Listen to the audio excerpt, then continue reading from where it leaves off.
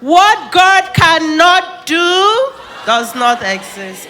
I don't even know how to shout because I don't even know where to start from. My mother had breast cancer in 2015. She went to India. She came back. In 2019, the cancer came again. This time around was to her liver, her lungs, and all that. I was with her in India. I was the one taking care of her. They told me, take your mother back to Nigeria. She has barely 5 months to live. We came back in October, and in December, she died. 2 years after, my father was sick again. I was the one in the middle of everything. He was diagnosed of cancer. They said adenocarcinoma. From there, they now said lymphoma, and he died. 2 years later, I had fibroids. They told me to go for a scan, and they discovered I had massive ascites. My stomach was bloated, as in, you see me, you think I'm one pregnant woman and all that.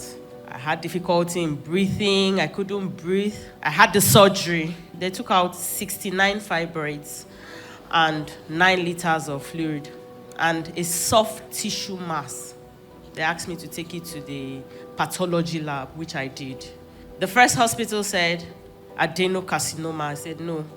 That was the same thing they said about my father, and now they are saying adenocarcinoma. I went back to the doctors. He said, no, this is not adenocarcinoma, that they've put their heads together. It's gallbladder cancer. I left to National Hospital with the tissue blocks from the first hospital. It came out ovarian cancer. I went to Lagos to seek for a third opinion. They still said ovarian cancer. In the hospital, I was on the altar. And pastor said, ascites, let it be reversed. Let it be reversed. Ascites. If you want the one, put it on the live stream. The devil is a liar. I announce, let it be reversed. And I jumped up. I said, that's my word. And everybody in the word, they were looking at me. I said, my father has said it. He has said it. I don't have ascites again. It wasn't long. He just said, ovarian cancer. Ovarian cancer. Ovarian cancer. Ovarian cancer. I announce, let it be reversed. Let it be reversed. Meanwhile, he had declared that you went for his fibroid surgery, and now they are telling you it is cancer. You went for a fibroid surgery, and they took out what they said was growing, and they took it and went and tested it, and they said there's cancer, and they said there's cancer. The healing power of God is here. By the power that raised Jesus from the dead, I announce, let it be reversed by fire. I said, that's my word. I went to Sin Lab.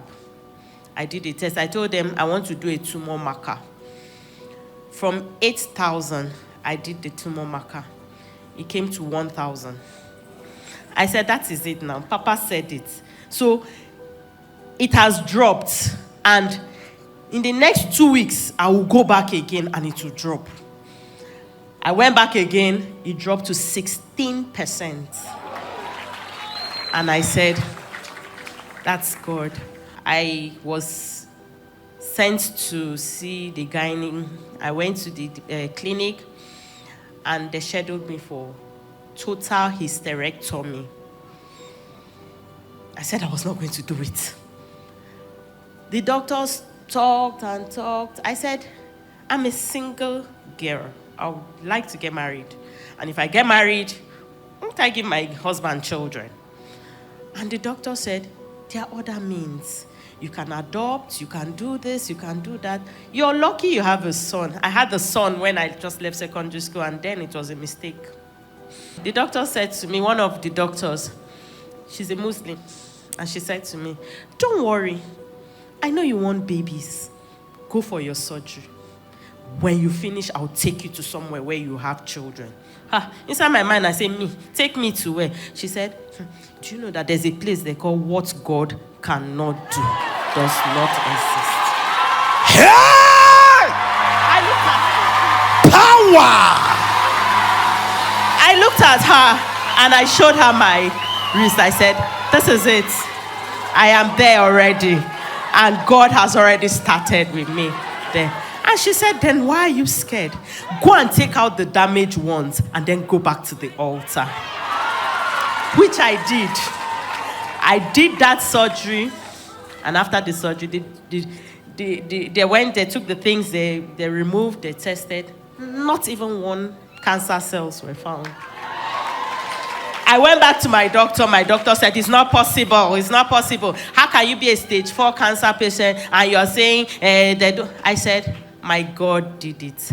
And Roy did it for me. And the doctor said, go for a second opinion. I left. I took the tissue blood.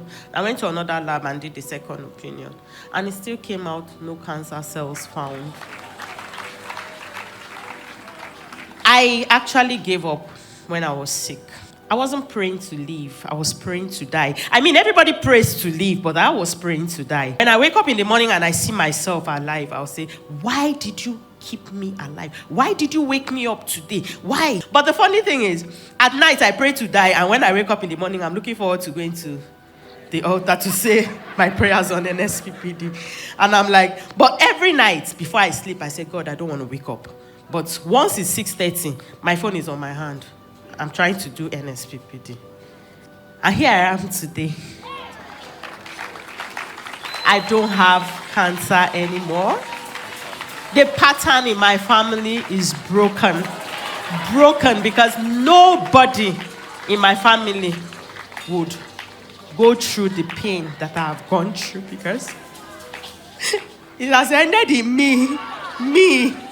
My siblings will not suffer what I suffered. My cousins, everybody related to me, nobody will suffer what I suffered. I've come to say thank you. I've come to say I am grateful. Pastor Jerry, thank you. Thank you for teaching me how to pray. Thank you for giving me hope when there was no hope. Thank you. I'm grateful. May the oil on your head never run dry. Thank you.